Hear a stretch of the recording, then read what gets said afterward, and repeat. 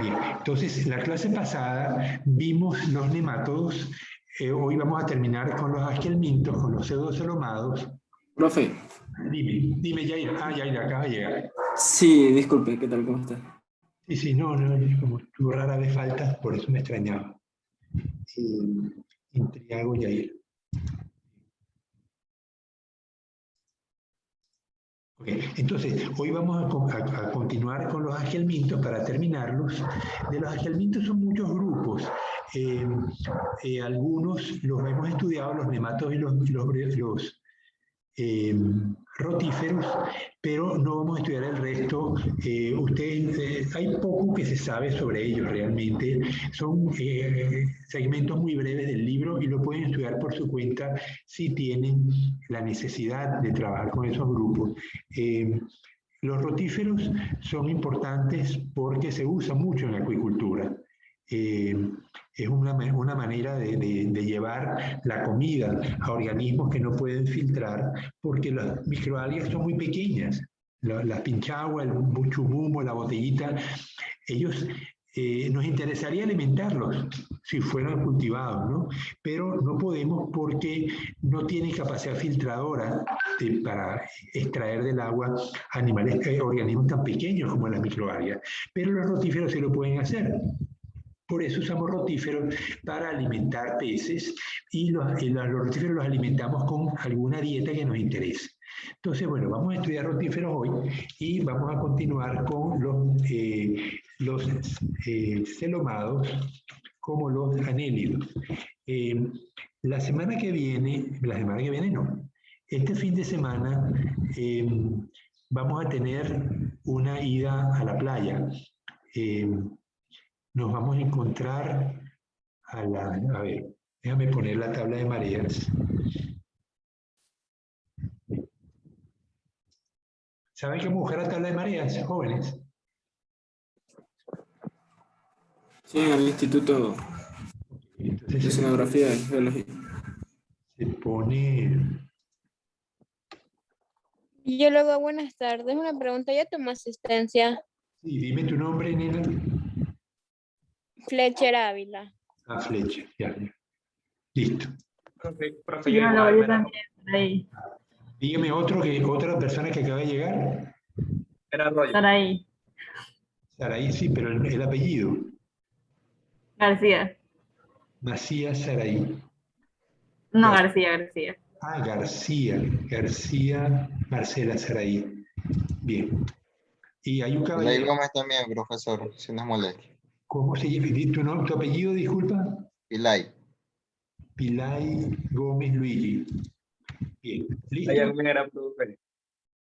Perdón, repite el último que me habló. Brian Mera. Mira, Brian, Ismael. Brian, tú tienes Sí. la asistencia, la tienes puesta. Ah, ok, listo. Gracias. ¿Hay alguien más que esté presente y que no lo haya nombrado? Bueno, guardamos. Ok, entonces me voy a compartir y me voy entonces www.inocar.mil.es y al abrir la página de Inocar me va a aparecer la tabla de mareas.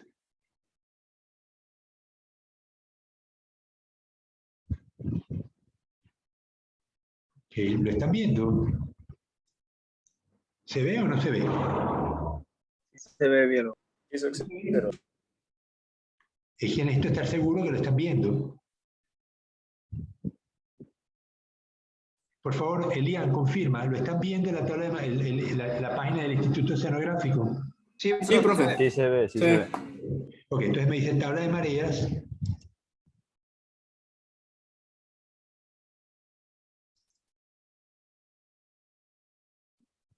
Esto ya lo hicimos la clase pasada. Parece que sí, profe, si no estoy mal. Sí, yo Ese sábado va a estar la mar a las 5 de la mañana y la baja mar a las 11. Ok, entonces, Manta. Verdatos.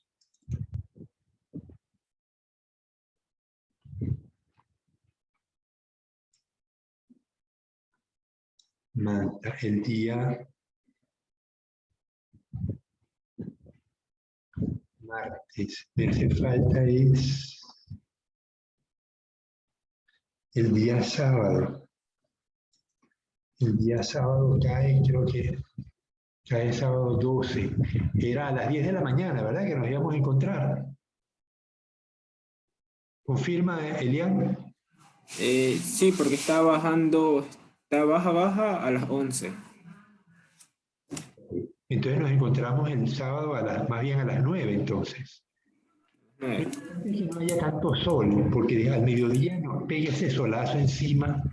Entonces a las 9 el sábado, los que puedan ir a Barbasquillo, detrás, cerca los que quieran bajar al muelle, nos esperan en el muelle, si no, yo voy a estar a las 9 en el restaurante Martinica, y de ahí caminamos hasta la playa para trabajar. Yo me llevo los coladores de casa y me llevo las bandejas para poder, las pinzas, para poder, y el libro, para poder recoger los animales y que puedan ustedes verificarlos. Y allí pues vamos a estar tomándole fotos y mandándole al grupo. Los que no puedan asistir pues lo van a ver en diferido o bueno, lo van a ver las fotos que vamos a tomar.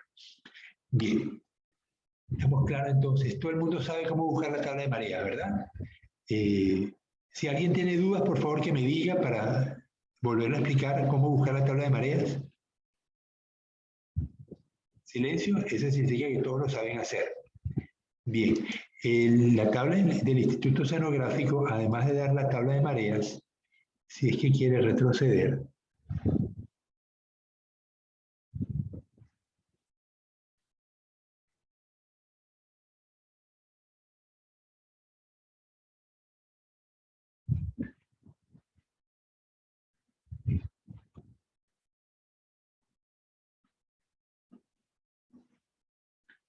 es que estaba buscando la temperatura superficial del mar y no veo, a ver si por aquí.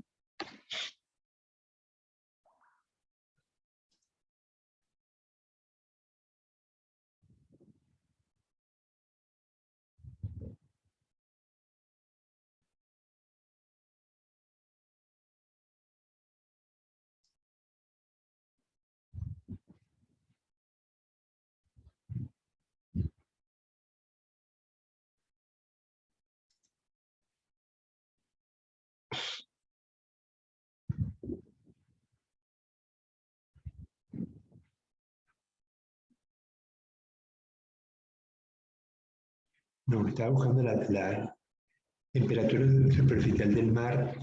Me voy a buscarlo por otra vía.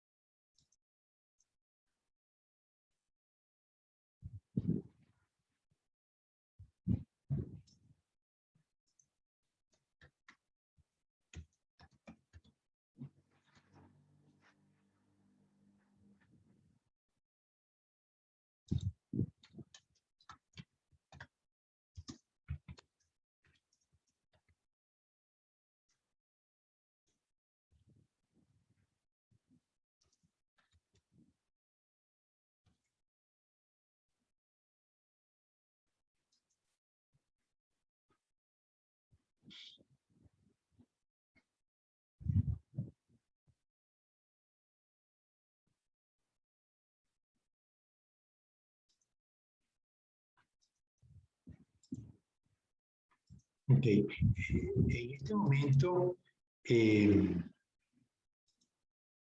a ustedes les puede parecer algo irrelevante, pero esto es sumamente valioso. Fíjate, ¿lo están viendo? ¿Están viendo la temperatura superficial del mar? Vamos a ver si la puedo ampliar.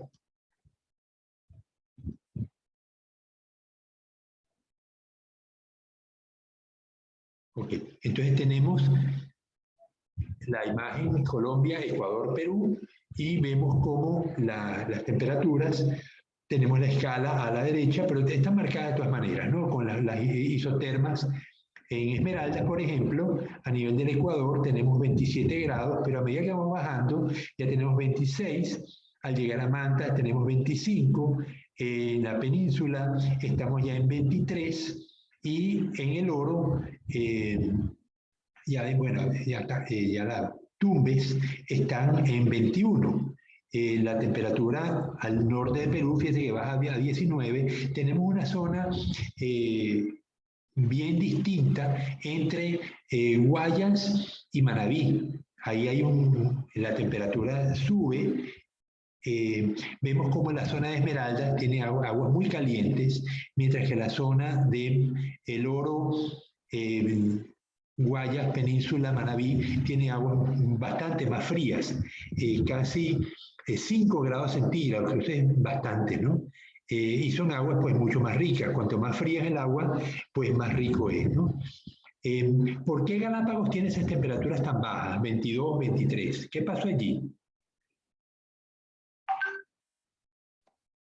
Por los volcanes. Ya, los Galápagos son volcanes, exactamente, que sobresalen desde el fondo del mar, que debe estar como unos 2000 metros, sobresalen a la superficie. Pero ¿por qué el mar que rodea las Galápagos es un mar caliente? 24, 25 grados, y sin embargo en las Galápagos tenemos 22. ¿Qué pasó? ¿Por qué bajó tanto la temperatura? La corriente de Humboldt. Glaciales. ¿La corriente? De Humboldt, profe. No, la corriente de Humboldt no llega. Ay, no era ahí. Yo estoy mal. Disculpe. Y fíjate Es que una corriente fría que llega hasta allí. la corriente de Humboldt es la que viene subiendo por Perú y llega a Ecuador, ¿verdad?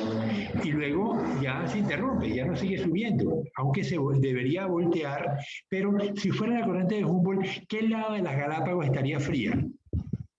Nada va. Es que fíjese, ¿dónde está el área azulita? ¿Está a la izquierda o a la derecha de las Galápagos? Izquierda. A la izquierda, ¿verdad? Si fuera la corriente de Humboldt la que estuviera enfriando, sería a la derecha, porque ya la corriente de Humboldt pasa por Perú, sigue por Ecuador y dobla, al llegar al Ecuador, dobla a la izquierda y pegaría a las Galápagos. Sin embargo, es a la izquierda. ¿Qué corriente hay a la izquierda en el Ecuador? Que viene de Australia hacia Ecuador. Justo está en el Ecuador, a 0 grados. Se llama la contracorriente, ¿qué? Claro, es que no han visto oceanografía ustedes, ¿verdad?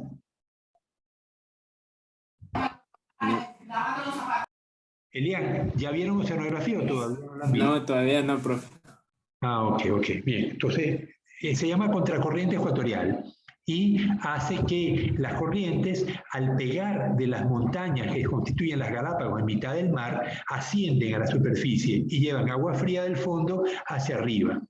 Esas aguas vienen cargadas con minerales y fertilizan el agua alrededor de las Galápagos y permiten que allí pues haya una gran cantidad de comida y constituye entonces una fuente de acumulación de peces. Primero de pequeños peces que les sirven de alimento a los atunes, a los picudos, a los tiburones. ¿Y por qué creen que los chinos están allí dando vueltas? Porque hay mucho pescado. Fíjense que está rodeado de un mar muy pobre, con muy poca comida, porque son aguas calientes en general, pero allí en las Galápagos hay mucha comida, producto de esa corriente que sube. Bueno, suficiente. Lo que quiero es que sepan que este dato está dado semanalmente. Fíjense, dice arriba, promedio de 7 días, desde el 31 de mayo 2021 al 6 de junio, hasta ayer. Y mañana pues ponen otro promedio, ¿no? Entonces uno puede estimar cómo va cambiando o cuál es la temperatura de un punto en Manabí o un punto en Esmeraldas, cualquier día del año, porque esto se va guardando y uno puede pedir datos históricos. Entonces, aunque tú no fuiste a la playa a medir la temperatura, este mapa o este dibujo te lo da, te lo suministra la temperatura que había en la playa en cualquier punto del Ecuador a lo largo de los años. Bueno, suficiente por hoy de oceanografía. Eso la van a ver en otra asignatura que nunca he dado, ¿no? Pero sí, cuando el profesor Quijije, cuando hace los exámenes, nos invita a varios profesores a que participemos en los exámenes. Dice, buenas tardes, profesor Alió, tuve un inconveniente al movimiento a la clase debido a la estabilidad de mi internet. Ahora mi internet ya se estabilizó. Johnny Barcia, ok, Johnny, te pongo la asistencia.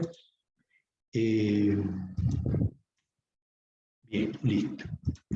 Ok. Entonces, ahora sí, ya sabemos que entonces el sábado a las 9 de la mañana nos vemos en Martinica, o los que quieran bajar de una vez a la playa, nos encontramos en el malecón que está bajando de Martinica, bajando de Barranquillo, y allí pues llévense su gorra, su tapabocas, unos zapatos de goma.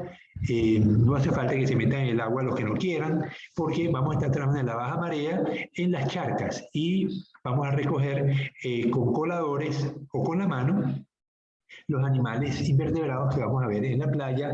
Los vamos a estudiar, vamos a ver cómo se mueven, si posible pues, podemos ver cómo se alimentan, y los vamos a tocar, que es la parte que no podemos hacer porque no tenemos laboratorio. Ya me vacuné, afortunadamente, el día jueves. Fui al geriátrico que queda frente al registro civil y vacunaron, había muchísima gente. Yo me imagino que ya progresivamente irán bajando las edades hasta que le toque a ustedes, y una vez que estemos vacunados en un 70%, pues me imagino que el COE nacional permitirá que abramos la universidad, vayamos a las clases presenciales y tengamos acceso a los laboratorios. No sé si este semestre tendremos el chance. El presidente dijo que en 100 días iba a vacunar a 9 millones, pero 9 millones no es 70% de la población. 9 millones apenas, creo que sería, si somos 17 millones ecuatorianos y extranjeros viviendo en Ecuador, sería casi un 60%. Sigue estando lejos de la inmunidad del rebaño, ¿no? Pero bueno, a lo mejor toman decisiones. Si baja mucho la tasa de contagio en las grandes ciudades, pues es posible que entonces nos permita volver a la clase presencial. Entonces, vamos a empezar a... Ah, no, ya estoy grabando. Entonces, vamos a mostrar la primera diapositiva.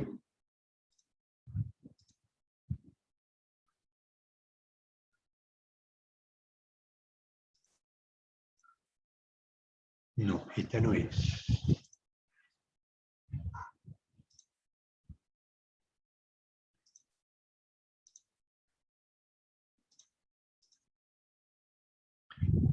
Ok.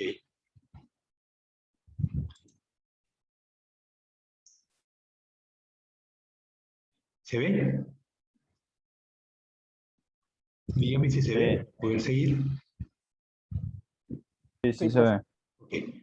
Animales pseudocelomados rotífera. Entonces, oye, pero es que no me quiere ampliar la imagen.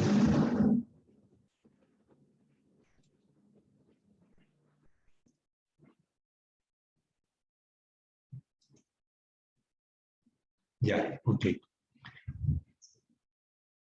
Entonces, vamos a ver dos características de los rotíferos. Una es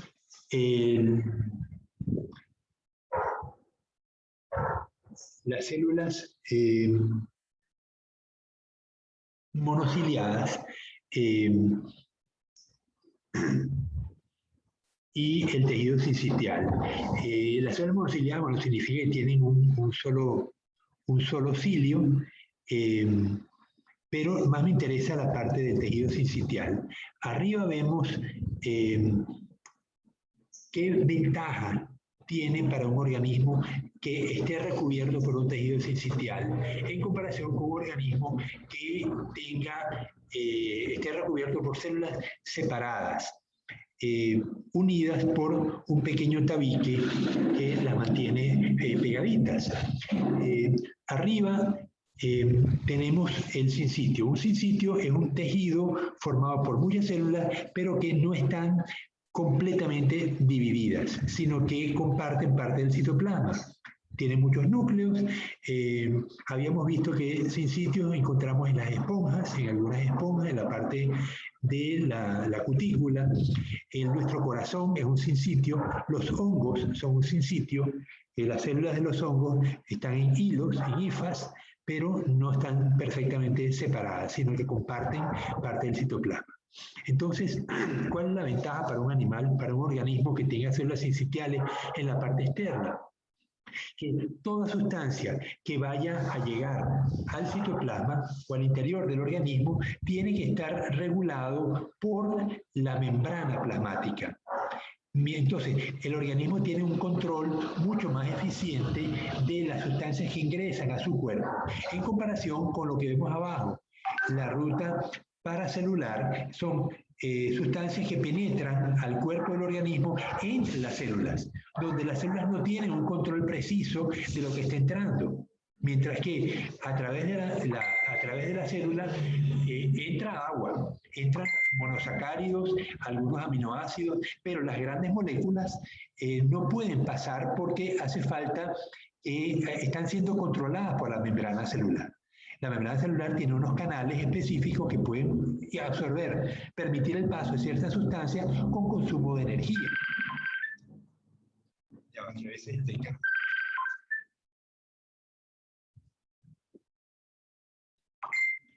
Está llamando José. Quería hablar con José. José Feli.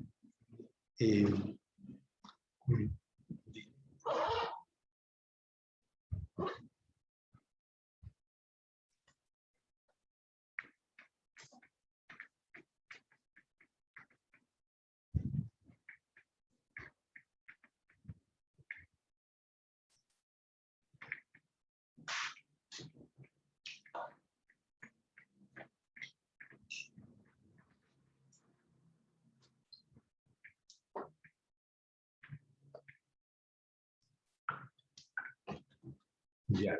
Entonces, básicamente, la protección que tiene el organismo al controlar las sustancias que ingresan en su cuerpo es mucho mayor cuando el tejido que lo rodea es sincitial y no cuando es simplemente celular, porque entre célula y célula tenemos una ruta paracelular, pero que no es tan controlada como la ruta transcelular. Esa es básicamente la ventaja de tener un sincitio. Otro elemento importante es la criptobiosis. Criptobiosis significa vida escondida. Estos animales tienen unas capacidades impresionantes de poder sobrevivir en condiciones extremas. Pero cuando digo extremo, imagínense menos 270 grados centígrados. O sea, casi el cero absoluto. Han llevado a estos organismos en forma de quistes y luego que les ponen temperatura normal, temperatura ambiente, un poquito de agua y sobreviven y salen nadando tan tranquilos, ¿no? Esto es... Son extremófilos. Oye, yo no diría extremófilos, sino que tienen una capacidad de deshidratarse impresionante. Vamos a leer ese segmento en el libro porque me parece bien interesante. Les pongo, a ver si lo tengo, sí.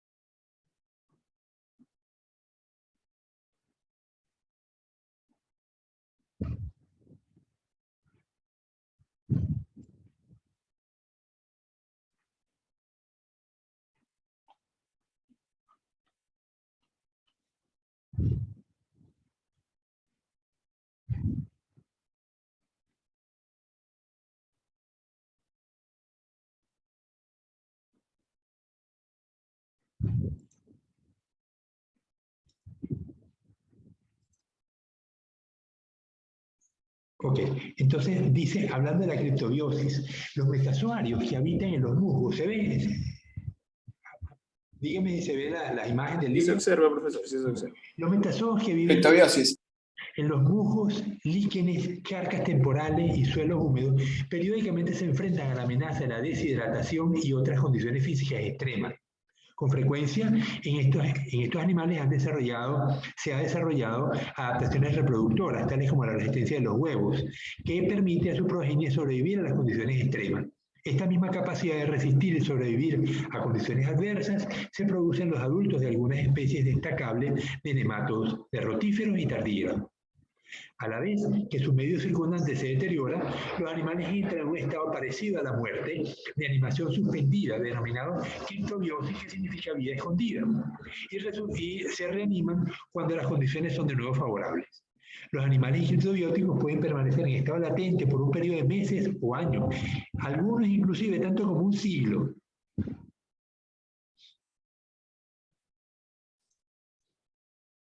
Antes de revivir. Mientras están activos, sobreviven a la desecación y a temperaturas extremas que parecen incompatibles con la vida. Existen citas de animales criptobióticos que sobreviven a temperaturas que varían de los 150 grados durante unos minutos a menos 200 grados durante días. En un experimento, un rotífero y un tardígrado se recuperaron tras una breve exposición a una temperatura cercana al cero absoluto, o sea, 0,008 grados Kelvin. Claramente, la capacidad de ser criptobiótico es ventajosa para animales que viven en medios transitoriamente inhabitables. Para entrar en criptobiosis con éxito, el animal debe secarse lentamente, normalmente durante varios días, como ocurriría en los hábitats normales. A la vez que el animal se seca, tiene que cambiar su forma corporal para minimizar el área superficial y quizás retrasar la velocidad de secación. Muchos nemátodos enroscan apretadamente su cuerpo, los rotíferos retraen la cabeza y el pie adoptando una forma esférica y los tardígrados se contraen adoptando forma de barril. Figura 8.3. Vamos a ver, a la izquierda tenemos un rotífero normal, en su vida normal, y un rotífero criptobiótico. A la derecha, un tardígrado, y completamente a la derecha, un tardígrado convertido en una pasa. Esa pasa seca, el animal está en criptobiosis.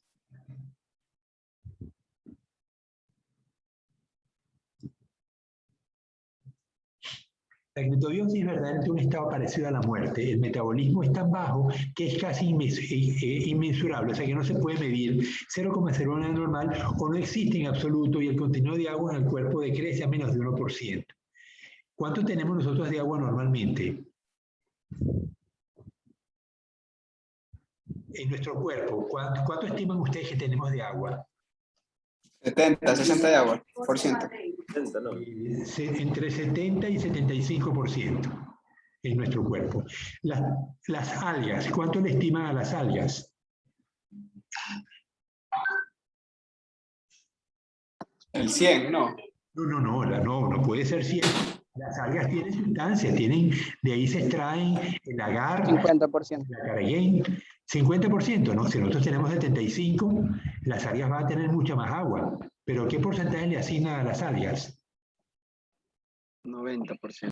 Un 80%. No, 90. Yo una vez subí a duras penas un saco de algas al techo de mi casa, al techo del edificio, tuve que subir, pues, el edificio tiene 4 pisos, más la azotea, 5 pisos. Y pesaba 40 kilos. A los 3 días bajé y pesaba 4. Es decir, 90% más o menos, con mucha más precisión, ¿no? Entonces, en ausencia de metabolismo y casi total deshidratación, los animales criptobióticos están esencialmente muertos, pero son reanimables. Si los procesos metabólicos realmente cesan, entonces de algún modo el estado estructural esencial para la vida se debe conservar en una clase de condición cristalizada, estable, hasta que el agua vuelva y la vida continúe. Hay 2 moléculas, el glicerol y el disacárido trealosa. El glicerol es un alcohol, un triol, tiene 3 carbonos y 3 OH. Y es la base de todas las grasas. Las grasas son una molécula de glicerol y 3 largas cadenas de ácidos grasos que se le pegan al glicerol. Entonces, esas 3 cadenas más el glicerol forman una grasa normal, ¿no? Mientras que la trialosa es un disacárido, tiene dos monosacáridos, parecen ser importantes en la formación y mantenimiento del estado cristalino. Ambos se sintetizan al tiempo que los animales entran lentamente en criptobiosis. Se cree que el glicerol protege a los tejidos contra la oxidación y reemplaza el agua que rodea a las macromoléculas biológicas, es decir, las proteínas. La trealosa reemplaza el agua en las membranas. En sustitución del agua, el glicerol y la trealosa actúan como espaciadores para conservar la organización macromolecular durante la deshidratación. Ok, entonces esto es lo que les quería decir de la criptobiosis y ese fenómeno curioso. No todos los animales tienen criptobiosis.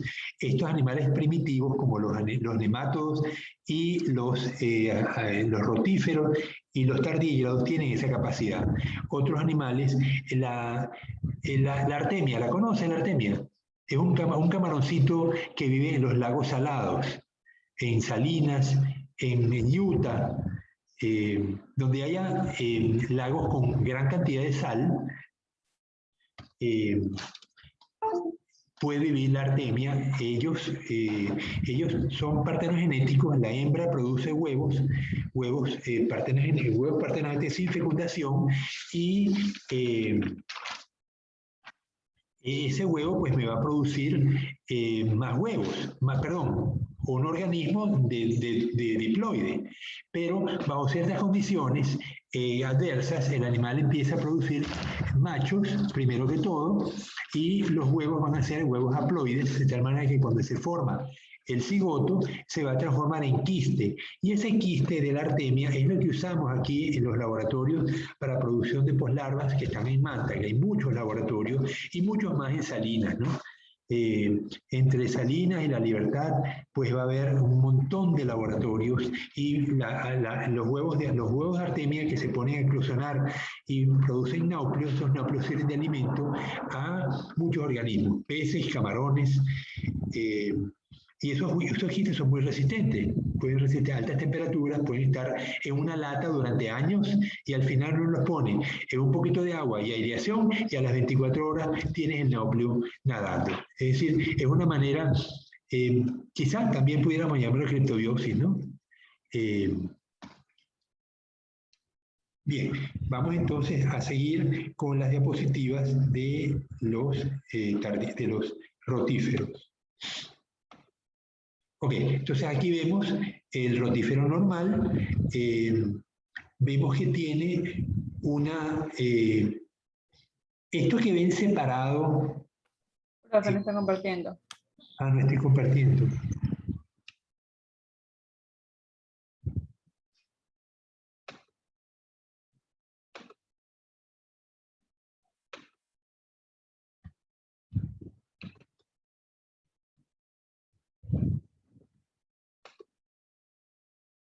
A ver si se ve grande. Ok, entonces aquí vemos la morfología del rotífero. Vemos arriba, tiene un disco trocal y un trocus, un cingulum. Un cingulum es una abertura de cilios. Ustedes se imaginan que esto se usa en el proceso de alimentación. El animal crea una corriente, estos animales se alimentan de microalgas, esas microalgas luego son ingeridas por la faringe y llegan al mástax. El mástax es una estructura que tiene estructuras rígidas y le sirve de masticación al rotífero. Luego va al estómago, y del estómago pues sigue el intestino, la cloaca y finalmente el ano. Luego tiene un germovitelario. Los germovitelarios lo habíamos visto antes en el caso de los céstodos, que le permiten formar el vitelo que los huevos van a adquirir. Al final tiene un par de dedos y una glándula, vamos a verlo, la glándula pedal, que permite que el animalito se fije temporalmente. Algunos rotíferos viven fijos permanentemente, otros se desplazan, pero pueden pegarse temporalmente y luego se despegan. Ok, esto ya lo habíamos visto antes, ¿verdad? Las características de los agelmintos en comparación con los animales acelomados, como los platelmintos, y los animales celomados completamente que tienen, hay una cavidad corporal completamente recubierta por mesenterio. Los agelmintos tienen la cavidad corporal, el pseudocele, solamente recubierta en la parte exterior, por mesenterio, mientras que el intestino no está recubierto por mesenterio, por lo tanto se considera que es un pseudoceloma. Otra característica de estos animales es la ciclomorfosis y la eutelia. Vamos a bajarle, permítame.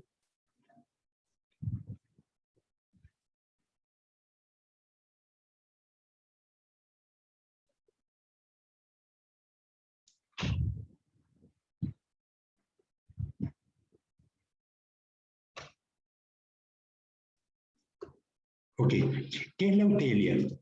Es el número constante de células y crecimiento por agrandamiento celular. Cuando muchos agelmintos nacen, del huevo sale un organismo chiquitito, pero su número de células no va a cambiar a lo largo de su vida, sino que permanece fijo y el crecimiento se logra por agrandamiento celular. Ese hecho que tenga un número constante de células se llama eutelia y es característico de los agelmintos. Pocos otros animales tienen esa característica. El otro es la ciclomorfosis. La ciclomorfosis sí la vamos a observar en varios organismos.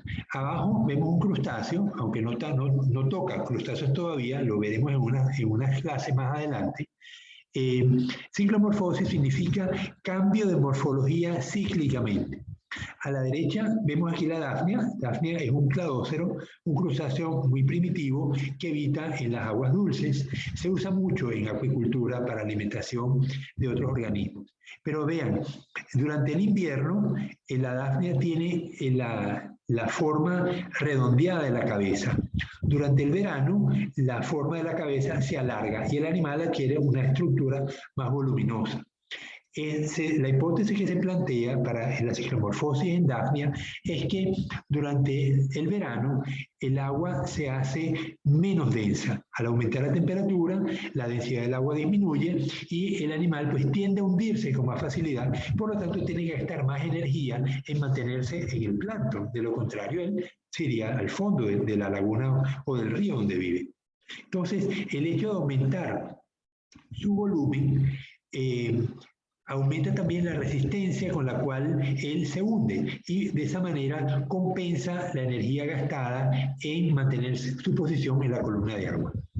Entonces, la ciclomorfosis es cambios en la forma corporal como respuesta a factores ambientales. En el caso de los cladóceros, la ciclomorfosis se produce por variaciones en la temperatura, que a su vez están asociadas a variaciones en la densidad del agua.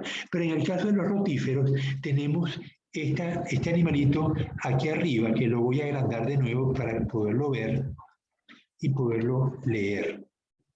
Entonces, vamos a agrandarlo. Bien, dice, ciclomorfosis en los rotíferos. Variabilidad estacional de las espinas del rotífero planctónico Brachionus, la presa favorita de Asplagna. B, es decir, la A es el animalito que está arriba, que es Brachionus, y Asplagna es otro rotífero, pero que él come Brachionus. Entonces, ¿qué pasa? Cuando una sustancia no identificada, liberada por Asplagna, induce a la descendencia de Brachionus al crecimiento de largas espinas defensivas. Las espinas incrementan el tamaño corporal de Brachionus, con lo que dificulta ser consumido por Asplagna. Entonces dice, en B, Asplagna se muestra un intento fútil de ingerir al Brachionus de espinas largas. Es decir, cuando el Brachionus no tiene espinas, es ingerido por Asplagna, por el otro rotífero. Pero cuando le salen las espinas, ¿y por qué salen las espinas? Este animalito se va reproduciendo y en la medida que entra en contacto con alguna sustancia que libera el depredador, en los huevos van a desarrollar estas espinas que dificultan que sea consumido. Entonces, este cambio en la morfología, en respuesta a una variabilidad ambiental, en este caso una sustancia química, se considera que es ciclomorfosis. Es también típico de los agelmintos. Bueno, no solamente de agelmintos, sino también de los crustáceos. Ok, los rotíferos son pequeños animales zoocelomados, mayormente dulceacuícolas, aunque hay algunas especies marinas. Muchos son de vida libre, pero también los hay sésiles y coloniales que se forman por multiplicación partenogenética, o sea, sin fecundación del huevo. Aquí vemos entonces 3 imágenes de rotíferos, todos vemos la estructura ciliar con la cual el animal pues, genera una corriente y se alimenta de las microalgas, que ven esas pelotitas rojas que vemos en la imagen del medio. Aquí vemos algunas formas de rotíferos, algunos sésiles como A, algunos más grandes, otros más pequeños. G y H pues son rotíferos sésiles. El D, E y F son rotíferos de vía libre. Vemos entonces que tiene una corona. La imagen de la izquierda tiene un encéfalo, esto ya lo habíamos visto antes, como los nervios se van concentrando alrededor de la faringe. El mástax es la estructura masticadora, la glándula salivar que produce líquido y enzimas que ayudan a digerir y a tragar las estructuras que el animal consume. Vemos la glándula gástrica, que es la que produce las enzimas para la digestión que ocurre en el estómago. Vemos el estómago, que tiene unas células, a ver cuántas tiene, 2, 4, 6, 8. Vemos el protonefridio. No hay corazón en estos animales, son muy pequeños y el CO2 y el oxígeno pues difunde del cuerpo del organismo a través del epitelio.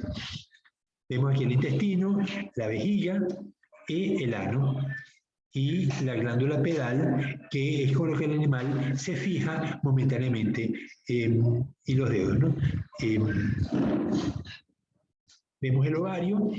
Y a la derecha vemos un corte transversal, como indica la flecha. Entonces, el epitelio, la epidermis, la musculatura circular, y hay también una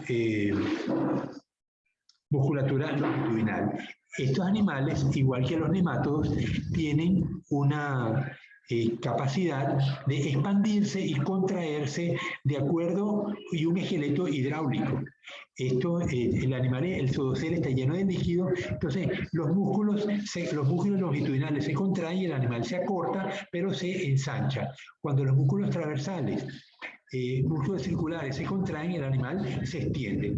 Yo quisiera ver si consigo la peliculita de un rotífero. Vamos a suspender momentáneamente a ver si la consigo.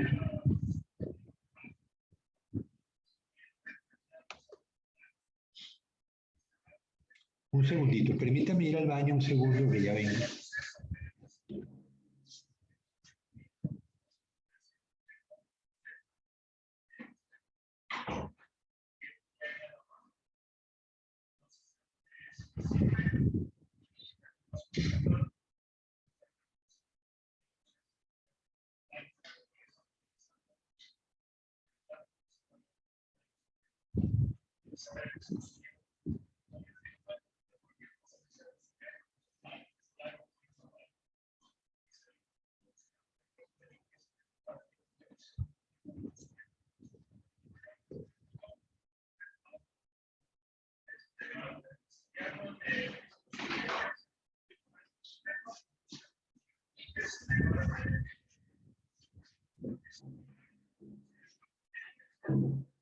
Ahí.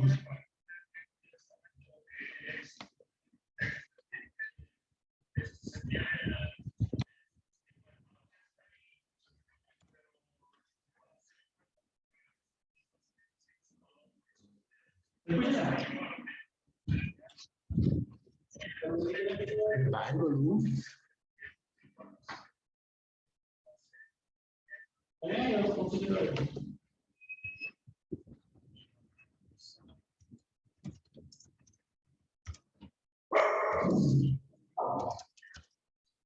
Ya.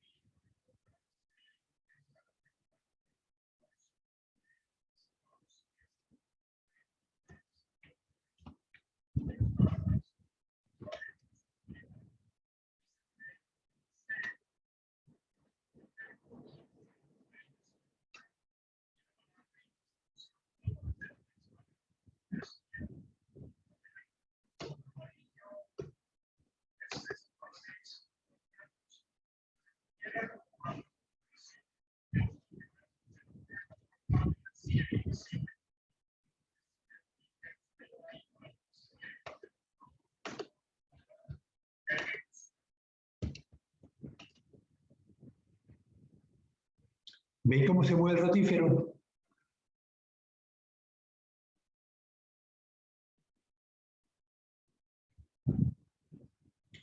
Dime, Saraí, si lo está viendo.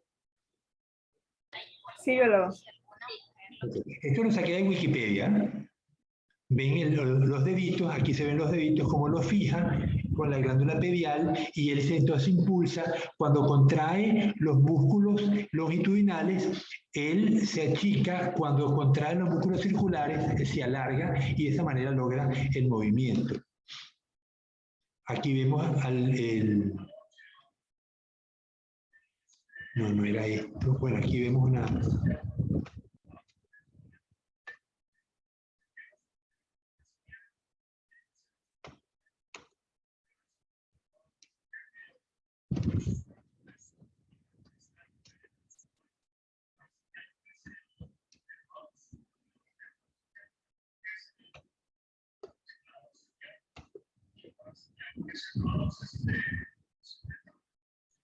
¿Se puede ver? Sí se observa bien. Ven como el animalito va creando una corriente y las algas pues se van consumiendo. Vamos a volverlo a ver.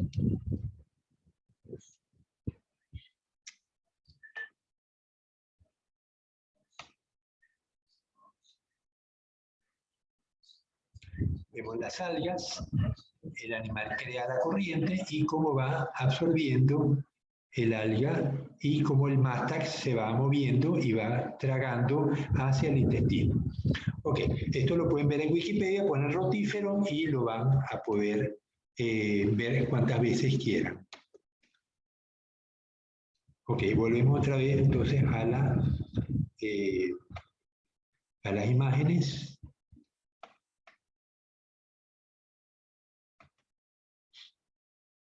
Bien, entonces aquí tenemos entonces la boca, vimos que la faringe, el máster, cómo funciona, las glándulas salivares, las glándulas gástricas, el estómago, el intestino y el ano. El mástax tiene, es una estructura compleja, una serie muscular, vimos en la imagen cómo se movía cuando el animal tragaba para masticar las microalgas.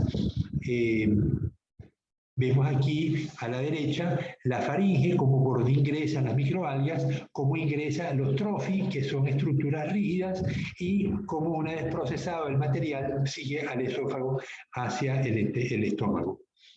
Ok, vamos a ver la distribución del sistema nervioso en los rotíferos. De nuevo, el ganglio, el encéfalo, que es una concentración de ganglio en la parte frontal del animal, la antena apical, como inerva las setas sensoriales, y luego, ya va, se me fuiste. Y luego vemos cómo se inervan los músculos retractores y los músculos que están a lo largo del cuerpo o en el sentido circular, la musculatura circular. Y finalmente el ganglio caudal y la antena caudal. Estas antenas son simplemente estructuras sensoriales. En el caso de los nemátodos, teníamos que los cordones nerviosos, tenía 4 cordones nerviosos. En el caso del rotífero, solamente tiene un solo cordón, que es el cordón ventral principal. Aquí vemos el ciclo vital de un rotífero monogonopto, la especie Brachionus leidigi, vive en las charcas temporales, los huevos latentes eclosionan. Vamos a ver el ciclo amíctico. Amíctico significa que no hay fecundación. El animal pone huevos de diploides y los huevos diploides generan nuevos organismos. Dice, los huevos latentes eclosionan con el deshielo y las lluvias de primavera, comenzando un primer ciclo amíctico. El agua estancada estimula la producción de huevos mícticos y los huevos latentes permiten la supervivencia de las especies durante el verano, cuando la charca se seca. Con las lluvias otoñales se produce un segundo ciclo amíctico. La congelación estimula la producción de huevos mícticos y los huevos latentes permiten la supervivencia de la especie durante el invierno. Es decir, en las zonas templadas tenemos huevos mícticos, o sea, producto de la reproducción, 2 veces al año. Nosotros en el trópico solamente tenemos la época seca y la época lluviosa. Pero lo importante es que durante una época buena, una época con agua, los huevos se producen amícticos. Es decir, no, las hembras partenagenéticas que producen huevos diploides por mitosis. Y ese ciclo se va reproduciendo hasta que hay un estímulo, lo que se llama el estímulo mítico, como en este caso puede ser la sequía, el incremento en la temperatura de la charca. La hembra produce huevos haploides por meiosis y esos huevos van a desencadenar en machos o hembras. Entonces se desarrolla un macho a partir de un huevo sin fecundar, y ese macho pues se une, produce los espermatozoides y por fecundación se van a producir huevos mícticos que son capaces de resistir las adversidades del ambiente hasta que el ambiente vuelva otra vez a tener condiciones para que el animal se desarrolle y vuelva otra vez a producir huevos amícticos. Vemos acá que el rotífero macho vive, bueno, aquí vemos la morfología del rotífero macho, las setas, el encéfalo, la antena dorsal, el tubo digestivo, el órgano excretor, el testículo, el pie y el pene, ¿no? El macho penetra en la vagina de la hembra. Fíjense que la hembra el macho tiene los cilios hacia arriba y la hembra tiene los cilios hacia abajo. Entonces el macho está introduciendo el pene en la vagina de la hembra, donde coloca el espermatozoide. Allá a la derecha vemos el espermatozoide monoflagelado. Los rotíferos son dioicos, son con machos ocasionales que no se alimentan o son hembras partenogenéticas, producen huevos sin fecundación o amísticos diploides. Los huevos místicos producidos por fecundación son muy resistentes a la desecación y a las altas temperaturas. Aquí vemos el vitelario sincitial, cómo el vitelario pues, le da origen a los núcleos de los ovocitos, los recubre con el vitelo y al final pues, se forma un huevo listo para la fecundación. Una vez fecundado en el óvulo, el huevo pues sale, bueno, si hay fecundación, se forma un huevo místico. Si no hay fecundación, pues se forman huevos amísticos por el mismo procedimiento del vitelario. Siempre el vitelo es fundamental para que la larva se pueda desarrollar. Aquí vemos abajo, B, C y D, son germovitelario, las plasmas, huevos de verano, de rápido desarrollo, de Ploexoma hudsoni. Fíjense que el huevo no tiene mayores elaboraciones en la cubierta, mientras que en C y D, el huevo latente de Rhinoglena frontalis y el huevo latente de Ploexoma truncatum. Fíjense que los huevos latentes tienen estas estructuras que sobresalen y es muy probable que estas estructuras permitan que el huevo haga más resistencia al aire y puede ser levantado y trasladado por el aire o organismos a los cuales el huevo se adhiere, de tal manera que se facilita el transporte y la consecución de medios de vida adecuados, ¿no? O sea, tiene que ver con la dispersión. La clasificación de los rotíferos, pues tenemos tres clases. La clase Seisonidea son comensales de crustáceos, tienen los sexos separados y hay dos ovarios. La clase Deloidea son sésiles o de vida libre, solamente son partenogenéticos. Y la clase Monogonora son sexos separados, tienen un ovario y la partenogenesia es común en estos, pero los machos ocasionales, por ejemplo, el brachiono. En Monogonora es uno de los rotíferos más utilizados en acuicultura. Bueno, con esto damos por concluido el tema de los agelmintos.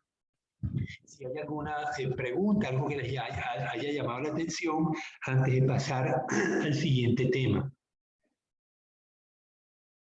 En los agelmintos vimos nematodos y rotíferos. Hay características comunes en los agelmintos como la eutelia, la ciclomorfosis, la ciclomorfosis vimos solamente en rotíferos y en otros agelmintos que yo sepa no tienen ciclomorfosis, pero ciclomorfosis se ve en crustáceos también, como ya lo vimos en los cladóceros.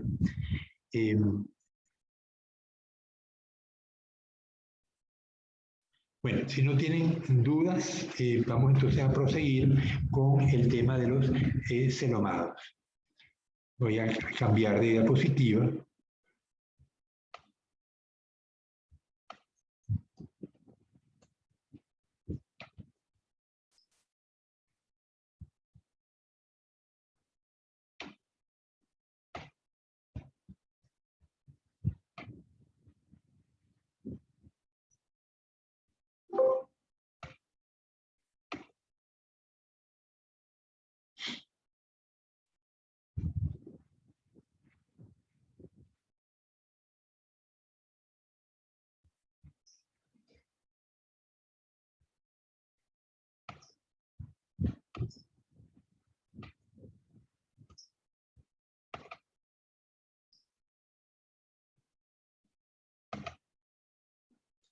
¿Ya se ve? Sí, biólogo. Ok. Vamos a ponerlo más grande.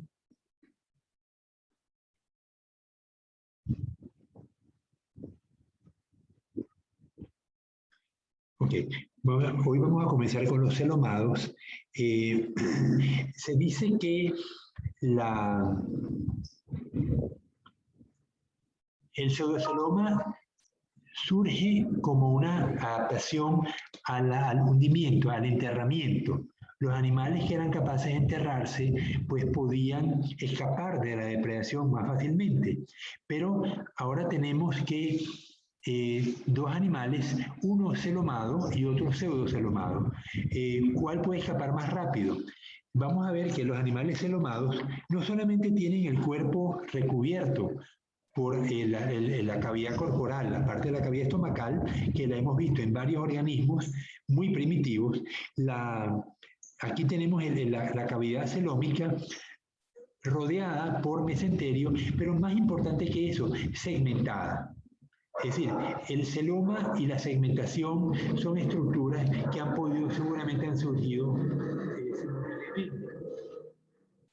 Y la ventaja de la segmentación es que el proceso de hundimiento se acelera, se optimiza cuando el animal está segmentado, porque los segmentos son independientes. Mientras que el pseudoceloma es una sola cavidad, vimos que como el rotífero se movía. En el caso del animal celomado, no es una sola cavidad, son muchas cavidades aisladas, de tal manera que la musculatura que afecta a una cavidad no necesariamente afecta a la siguiente, a la próxima. De esa manera, el animal logra mayor eficiencia en su desplazamiento y particularmente en su enterramiento. El enterramiento es crítico para huir de depredadores.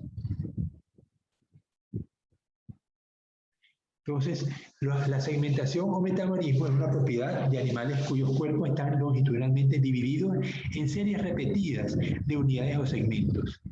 La podemos observar en anélidos, crustáceos y también en cordados como nosotros mismos. Así, los animales segmentados tienen un acrón, o sea, una estructura anterior, un pigidio posterior y segmentos corporales intermedios. En los anélidos los podemos observar con más facilidad, con más fidelidad, pero en cordados han quedado observables en el esqueleto axial, músculos, nervios. El segmento más joven suele estar próximo al pigidio, así que el más viejo estará cerca de la cabeza, porque del pigidio van surgiendo los segmentos que le van dando longitud al cuerpo del animal. La segmentación facilita la organización para la especialización funcional de partes del cuerpo. La podemos ver en los gusanos anélidos, donde una porción del cuerpo se destina a la reproducción, el epitoco, por ejemplo, en los crustáceos y en los cordados. Al respecto, Clark desarrolló la teoría excavadora, mediante la cual explicaba que los organismos segmentados eran más eficientes excavando que los no segmentados. Bien, aquí, bueno, ya lo explicamos, la diferencia entre acelomados, pseudocelomados y celomados. Los anélidos se dividen en tres clases: los poliquetos, los oligoquetos y los hirudíneos. Los poliquetos pueden ser errantes o fijos. Los poliquetos errantes son los que se desplazan y algunos pues son platónicos, como el que vemos, el Tomopteris que vemos abajo, que son algunos verdaderamente hermosos, ¿no? Los serpúleos que vemos a la derecha abajo son animales de colores muy vivos, muy bonitos, a veces son amarillos, azules, marrones, y los poliquetos abélidos tienen como plumas. Vemos que la diferencia entre un sabélido y un serpúlido es cómo se distribuyen los tentáculos. La señora de la casa.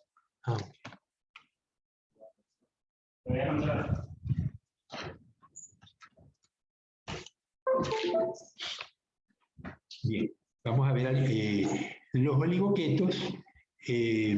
Son animales que viven o en agua dulce o en agua dulce o en tierra. El más común que nosotros conocemos es el que tenemos arriba, la lombriz de tierra, el Lumbricus terrestris, pero hay otros que viven en el agua, como los tubifícidos, los gusanos de sangre, porque son muy rojos, tienen hemoglobina y se usan mucho en la acuicultura para alimentar otros organismos. Finalmente, los hirudíneos, esto solamente se los estoy presentando, luego lo vamos a estudiar en detalle. Los hirudíneos son las sanguijuelas que ayer justamente estaba viendo la película en Ecuavisa y mostraban cómo los cirujanos Los cirujanos plásticos usan las sanguijuelas como un mecanismo para curar heridas y extraer sangre de sitios donde al cirujano le cuesta mucho lograrlo. Eso lo vamos a explicar después. Bueno, vemos aquí la morfología de un poliqueto. Entonces, primero vemos que el cuerpo está segmentado. O sea, cada segmento está separado por una pared. Vemos el septo, que es la separación.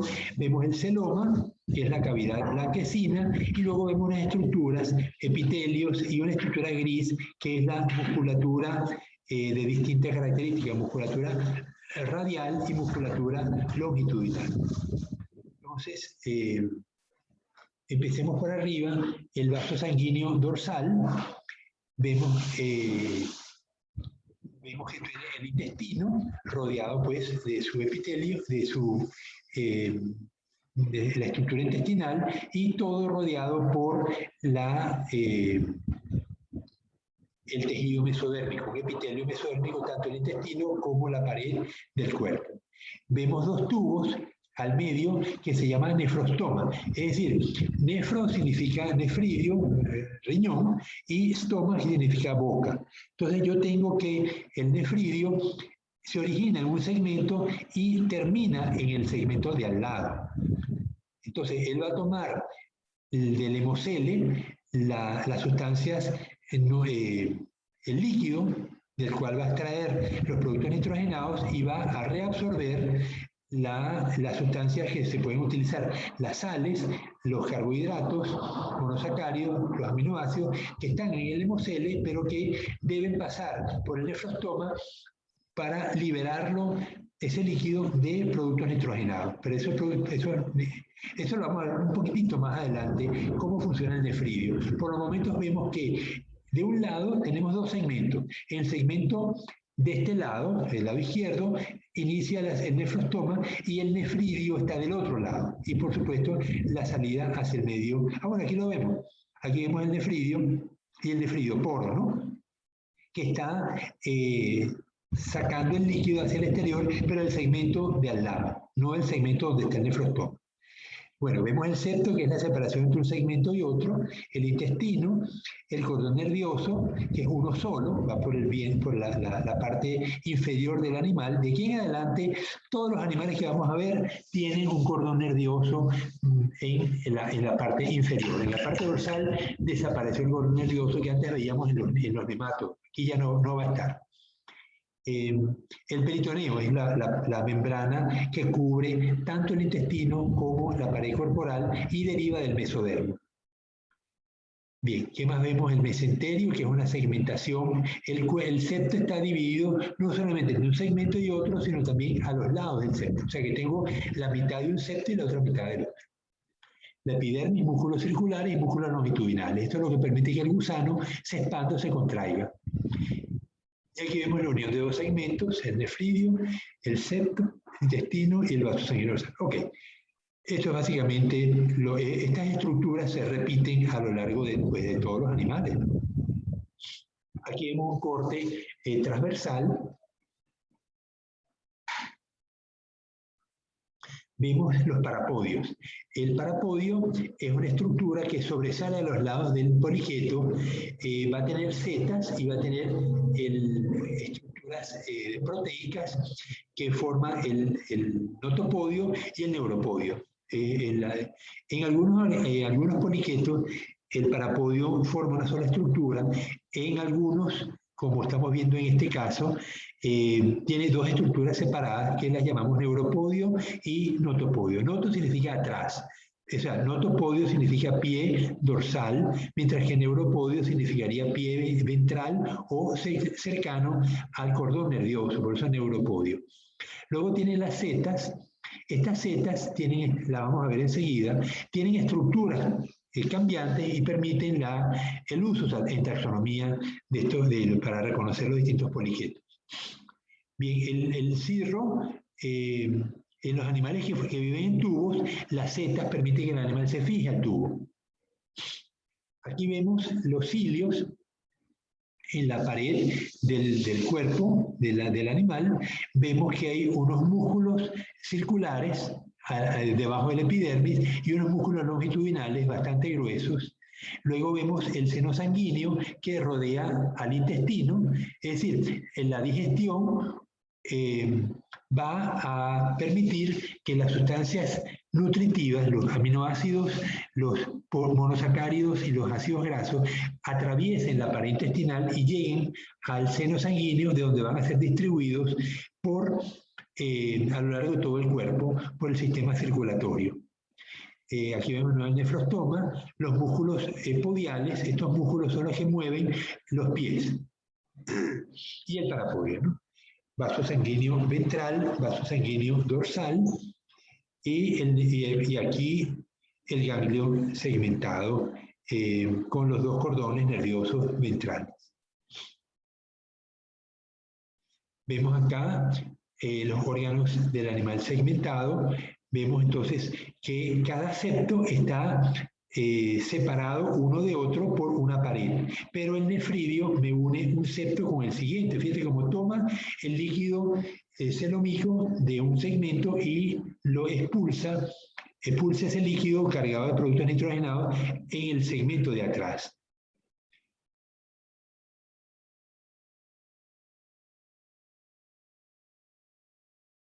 Ok, en la parte nerviosa vemos que los ojos, no todos los poliquetos van a tener ojos, algunos más desarrollados que otros tienen muchas antenas, los cirros tentaculares, la boca, el peristomio, peri significa alrededor de la boca, el cordón nervioso ventral, los cirros dorsales, el parapodio y las setas, que son sensoriales, el segmento segmentado, zona de crecimiento, y el pillidio, ¿no? Entonces tenemos el pillidio y el segmento frontal. El animal va creciendo de atrás hacia adelante, de tal manera que el segmento más viejo está pegado a la cabeza y el más joven es el que está pegado al pillidio. Aquí vemos el cerebro de un nereis. Vemos que está rodeando al aparato digestivo, a la faringe, como inerva a los cirros y a las antenas, y al ojo, por supuesto, ¿no? Entonces, en resumen, los miembros del filo de Annelida son animales segmentados dermiformes, en forma de gusano, ¿no? Una característica notoria es la segmentación o metamerismo, que puede desarrollarse como una adaptación para la excavación peristáltica en sustratos blandos. Los compartimientos celómicos o celomáticas son estructuras segmentarias primarias que aíslan localmente cambios de presión y como resultado minimizan la complicación muscular durante la excavación peristáltica. Las setas segmentarias incrementan la tracción con el sustrato, es decir, las setas que están en los parapodios incrementan la tracción, la capacidad de desplazamiento. La cutícula fibrosa cubre y protege el cuerpo. Esa cutícula también tiene cilios. Los sistemas nerviosos del circulatorio y excretor son segmentados, acomodan la segmentación primaria a la de los compartimientos celomáticos para el mantenimiento de los sistemas. El aparato digestivo típico es un tubo recto que se extiende a lo largo del cuerpo desde la boca anterior al ano posterior y no está segmentado. Ok, ¿qué evidencia tienen ustedes de nuestra segmentación en el ser humano?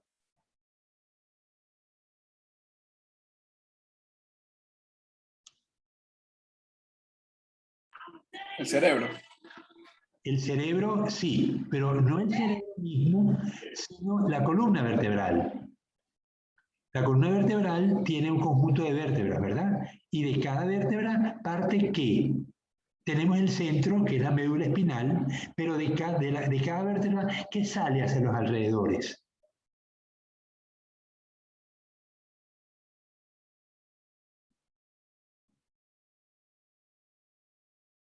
Se ve que no han hecho disección de vertebrados, ¿no? De peces o de gatos. Bueno, sale un par de nervios de cada vértebra. Nos falta la práctica, profesor, por eso. ¿Qué podemos hacer si no nos dejan usar el laboratorio? Pero bueno, imagínense, las vértebras del cuerpo humano, de cada vértebra cada vértebra está perfectamente segmentada, la columna vertebral, y de cada vértebra sale un par de nervios. Igualito que como veríamos aquí, que de cada segmento salen unos nervios que inervan los parapodios, ¿no? Entonces se supone que los anélidos le dieron origen a los crustáceos y a otro grupo de organismos, incluyendo los cordados.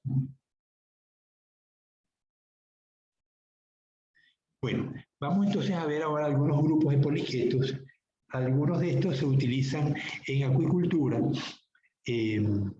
sobre todo los que se emplean para la maduración de camarones. En laboratorios de producción de náuplios que quedan en salinas, ellos le dan a la camarona y al camarón, le dan a los dos, unas dietas muy exquisitas, ¿no? Les dan mejillones, les dan poliquetos, además de balanceado. Y eso permite que el animal cada 15 días esté madurando.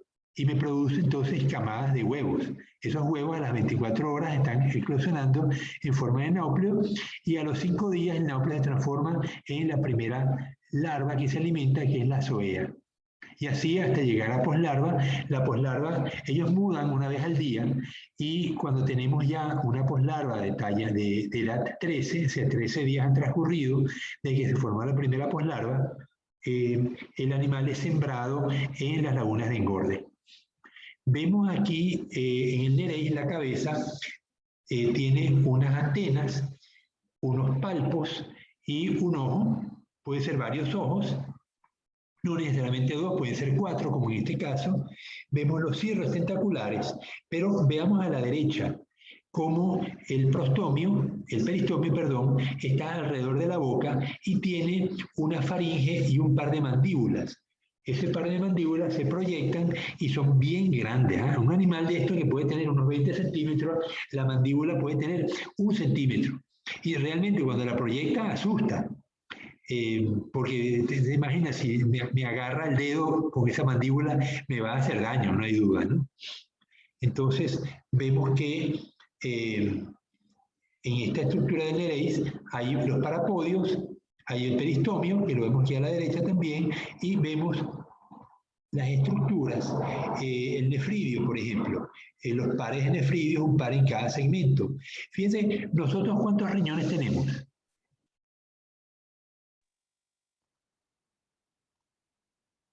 ¿Cuántos riñones tienes tú, Elian? 2. Saraí, ¿cuántos riñones tienes?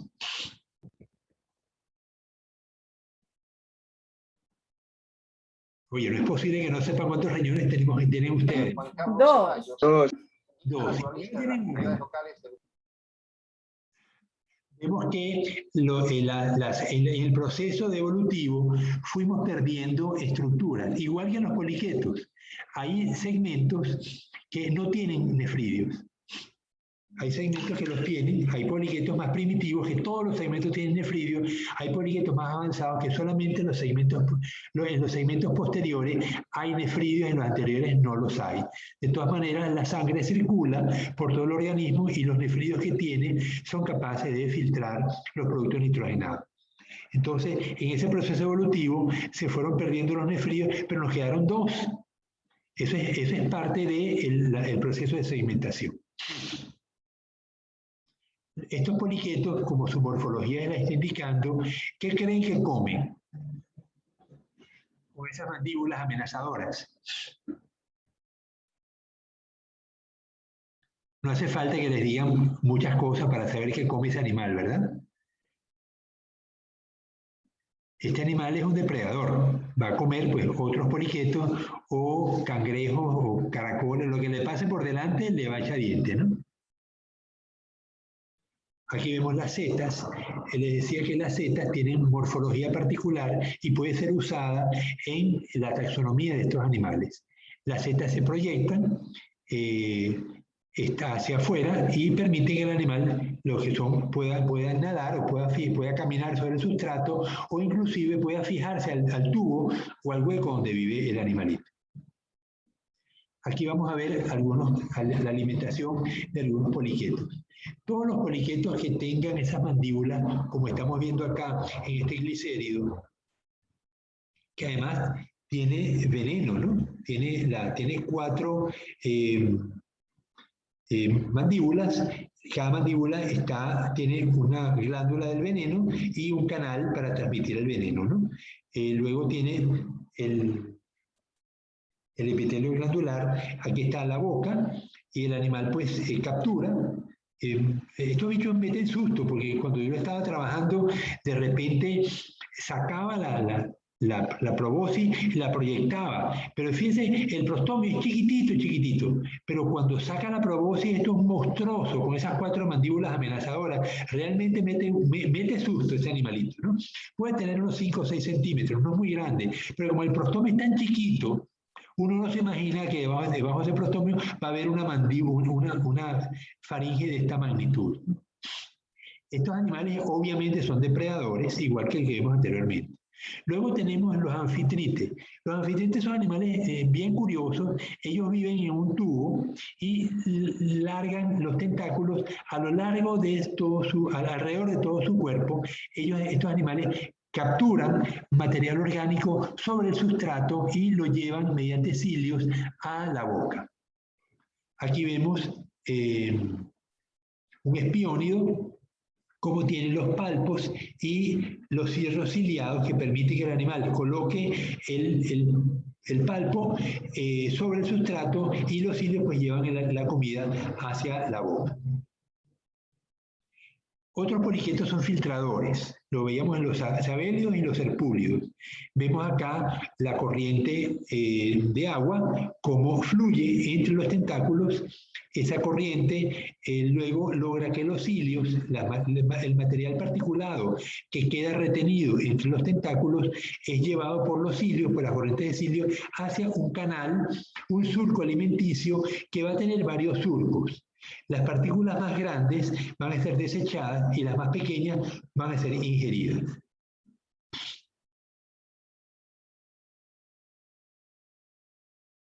Aquí tenemos un animal, un úfido. Esto lo vamos a ver en Barbasquillo. Este animal forma un tubo y al tubo él le pega cualquier estructura que esté en sus alrededores. Entonces vamos a ver que los onúfidos en Barbasquillo van a usar plásticos, trocitos de plástico, maderita, conchas, como estamos viendo acá, que este onúfido está construyendo su tubo en base a conchitas de bivalvos, restos de algas. Las algas no están creciendo allí, sino que el animal las pegó. Y tiene pues estos tentáculos que sobresalen, ¿no? Aquí vemos la mandíbula, la maxila, de nuevo, bien grande, y este animal, pues, si me atrapa, me va a morder feo, ¿no? Este animal forma arrecifes, sabeláridos. Es un animal filtrador, lo vamos a ver masivamente. Forma arrecifes masivos y permiten, pues, que haya mayor diversidad de fauna entre las rocas. Aquí a la derecha vemos la roca y vemos el animal cómo ha ido creciendo y formando tubos, pegando un tubo con otro. Vemos aquí el tubo de arena y el animalito que está ocupando el tubo. Aquí les explicaba el metanefridio de un poliqueto con sistema circulatorio y un protonefridio, un poliqueto sin sistema circulatorio.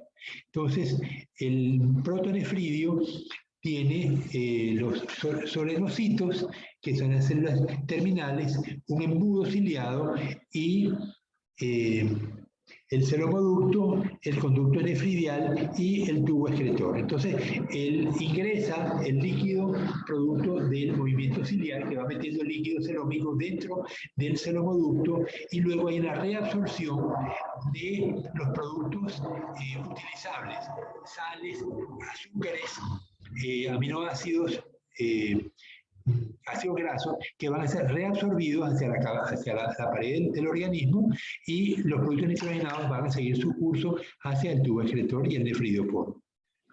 El metanefridio es más complejo, tenemos entonces que él parte de un segmento, aquí vemos el septo entre un segmento y otro, vemos el nefridioporo, el nefrostoma, perdón, cómo lleva el líquido celómico hacia el segmento que está al lado y luego va a ocurrir la reabsorción y finalmente la expulsión de los materiales nitrogenados por el nefridioporo.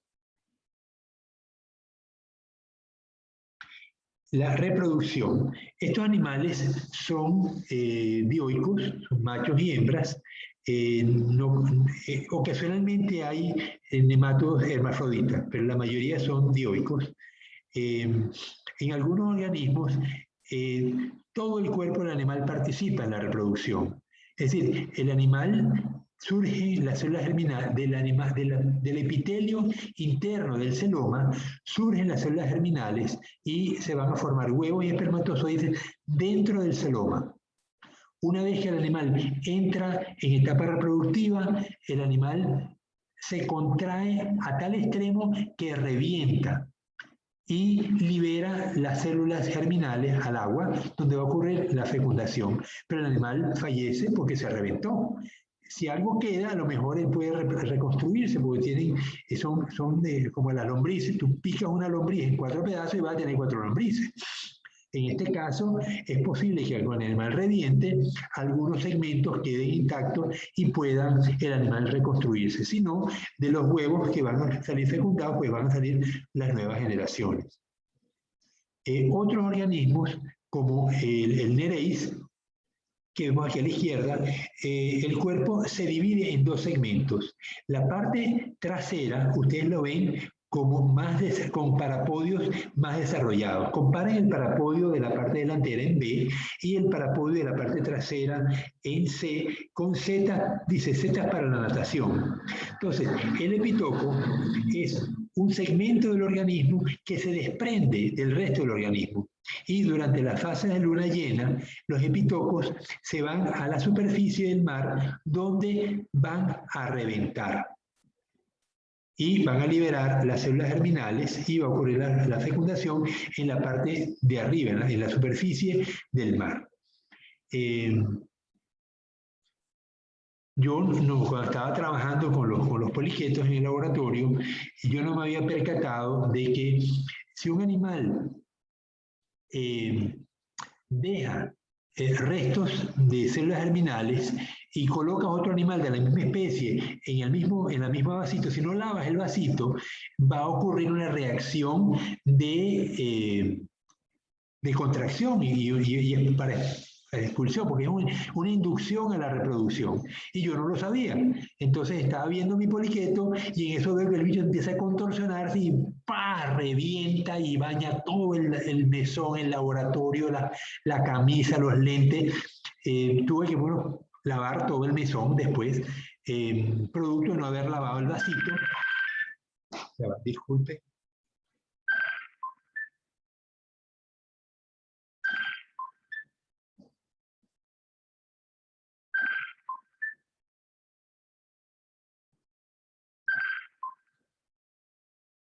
¿Aló, Eduardo?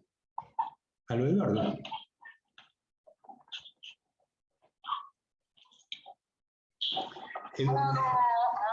Eduardo, estoy en clase.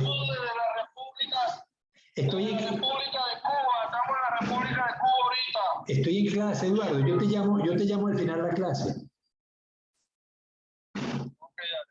Chao. Disculpe. Están llamando de Trinidad. Bien, entonces volvamos a la imagen que estaba viendo. Entonces, el epitoco, decimos, es un segmento del cuerpo que se desprende del animal y migra hacia la superficie. Tiene capacidad natatoria, allí se une al resto de los epitocos y revienta. Al liberar las células germinales ocurre la fecundación, que vemos las larvitas aquí a la derecha. Vemos que en A es la larva trocófora. Troco significa que cilio y foro que lleva. Una trocófora significa que lleva cilio.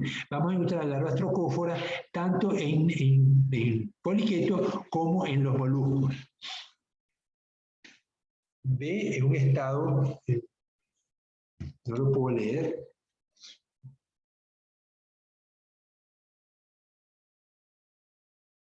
Bueno, vemos cómo la larva trocófora va dando origen a estos juveniles que van a tener un pigidio ¿cómo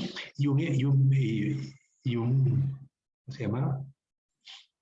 La parte frontal y el pigidio, y de ahí van surgiendo los segmentos que ven cómo van evolucionando. Eventualmente la larva pues abandona el plancton y se traslada al sustrato, sea un poliqueto arenoso o sea un poliqueto que vive en zonas pedregosas, pues van a ocupar los distintos hábitats, ¿no?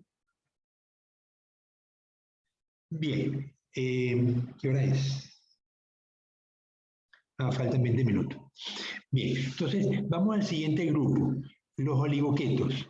Oligo significa pocos y keto significa zeta. Entonces, oligoquetos en comparación con los poliquetos, poliquetos significa muchas zetas, oligoquetos son pocas zetas. Vemos la zeta a la derecha, una cutícula, un epidermis, un saco setígero donde se forma la zeta y hay un músculo que mueve las zetas.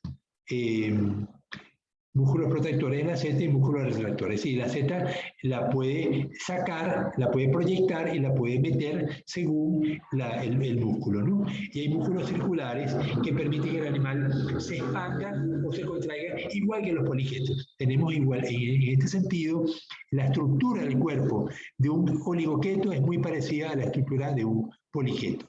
Vemos que tiene menos zetas, están de a pares, hay orificios de las espermatecas. Hay un gonoporo femenino y un gonoporo masculino, las setas genitales y el tubérculo y el clitelo. El clitelo es donde se van a acumular los huevos y el animal pues se va a desprender de él. Esto es típico de los oligoquetos. Los poliquetos no tienen clitelo. Vemos ahora la estructura interna.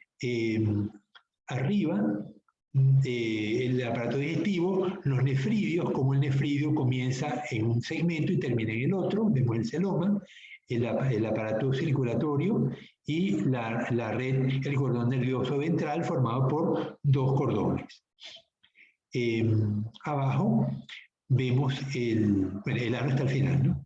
El cerebro, la boca, la faringe y una serie de corazones, 1, 2, 3, 4, 5, un esófago, un buche, una molleja y el intestino. Este animal, ¿cómo se alimenta las lombrices? ¿Ellos qué ingieren?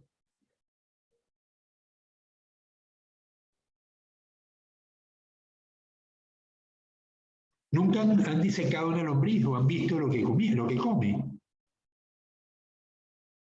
No. Okay. Ellos ingieren tierra. Ellos ingieren el sustrato completo y digieren la materia orgánica que está acumulada. Por eso las lombrices de tierra van a alimentarse, van a vivir en suelos que tienen alto contenido de materia orgánica, porque si no pasarían hambre, ¿no? Si estuvieran viviendo en arena, pues no tendrían nada que comer. Pero en una tierra negra llena de hojitas, animalitos, muchos animales muertos, pues esos son los nutrimientos de ellos, son detritívoros, ¿no?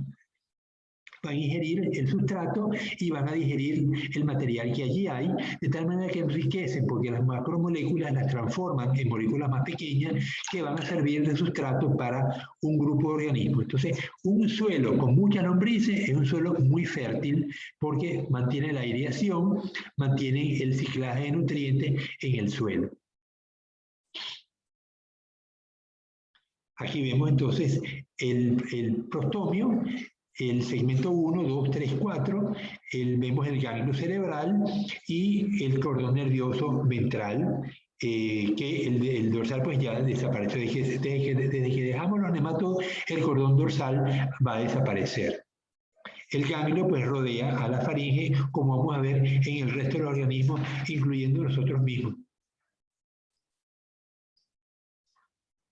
Bien, bueno, ya vimos que la reproducción de los oligoquetos, ellos tienen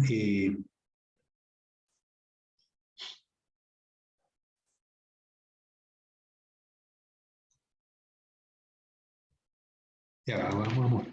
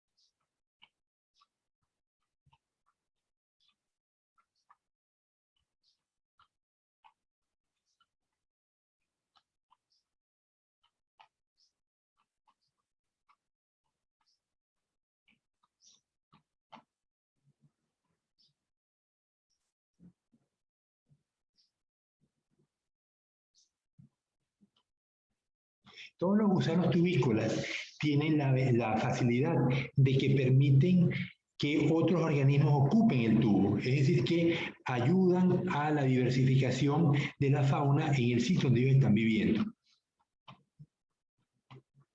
Y aquí está.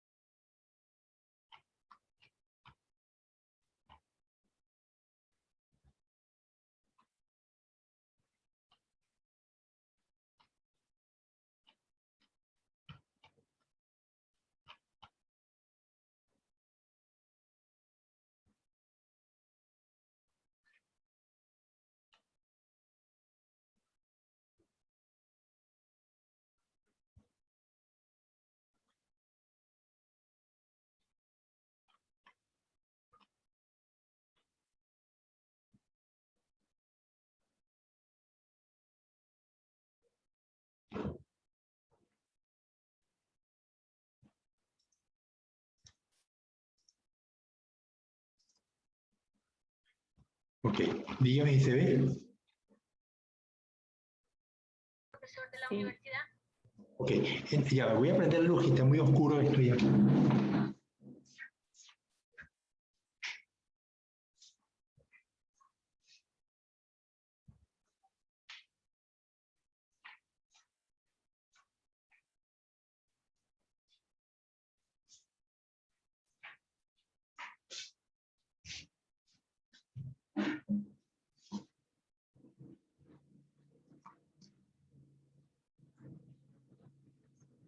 Sí, a diferencia de los poliquetos, que suelen ser gonocoristas, la mayoría de los oligoquetos son hermafroditas.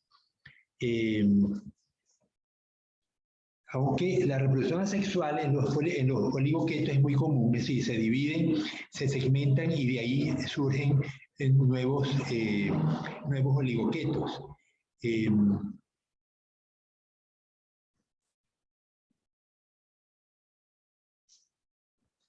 Dice, de hecho, dicen de muchos naididos que se reproducen sexualmente, en los que los individuos sexuados son raros o nunca se han observado.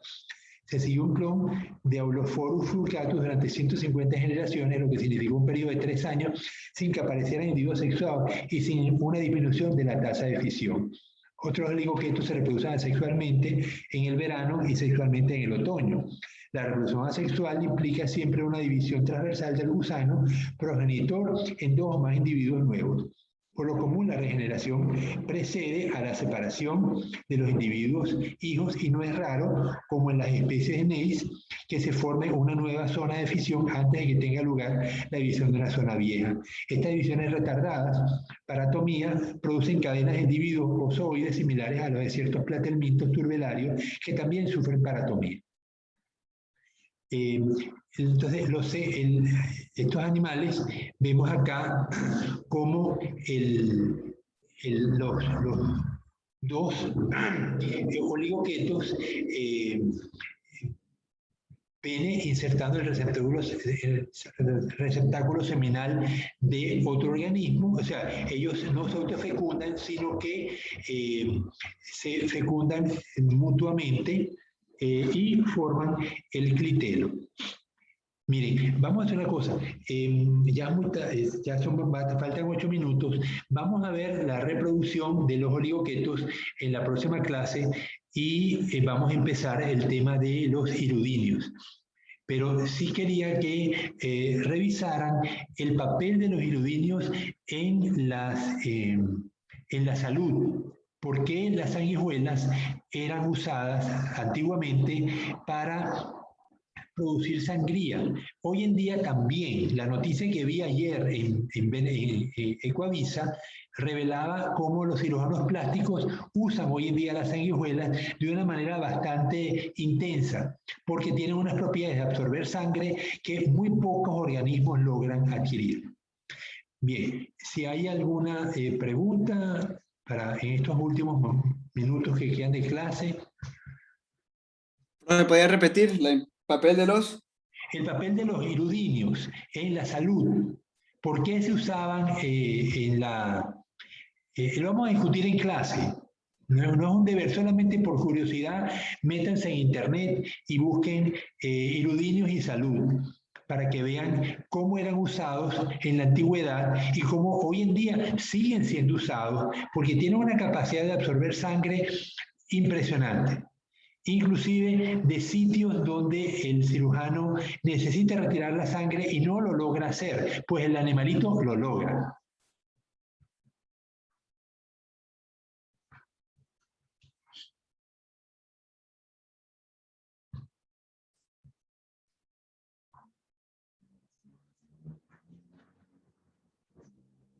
¿Hay alguna duda, algo que quieran comentar?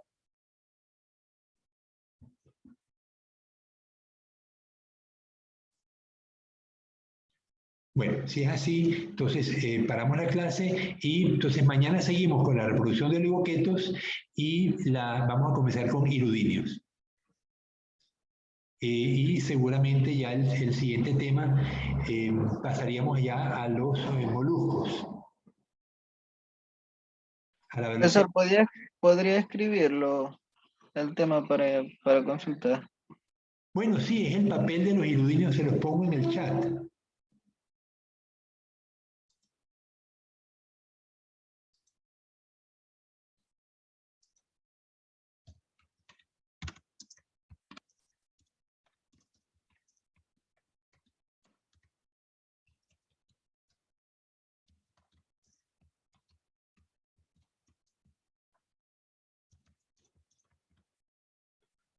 El papel de los iludinos o sanguijuelas, ya va, escribí mal sanguijuelas, es sanguijuelas en la salud.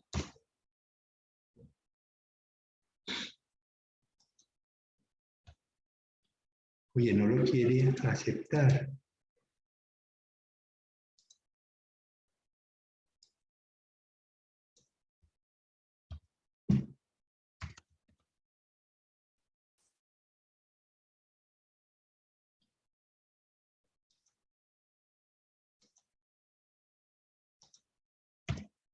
Ahora sí. Profesor, también a ver si me ayuda con la de esta Irving Herrera. La asistencia, Irving. Sí, profesor. Bueno, vuelvo a pasar la lista de los que me quedan, que no son muchos. Gilson Gregorio, Flor, Jocelyn Medranda, ya va, Herrera. Pero es que, Irving, tú tienes ok, Irving Herrera, aquí está. Ya tiene la asistencia, Irving. Jocelyn Yamilex, Caterina. Profesor, a mí también. Dime, Ayúdame con la asistencia. ¿cuál? Dime tu apellido. Barcia. Barcia, yo te la puse, Johnny. Ah, ya, profesor, gracias. Ya. Ok, Jocelyn Yamilé Medranda, tengo Caterina Yamilé Mero, Presente, profesor. María Natalia, está, María Natalia Mero, María Mercedes Montes de Oca, Brian, Profesor, Presente. María Mercedes está presente, ok. La última profesor persona, Mero Macías. perdón, Macías, Mero Macías. Julia Macías, Mero Macías, Caterina Yamilé, ya, listo. Julia Macías. Presente. Julia Macías, Julia María. ¿Tienes la asistencia, Julia? Ah, ya. Ya. Joana Desiree Sánchez. Y esos son todos. Ok. Bien, entonces nos vemos el miércoles, si Dios quiere. Chao.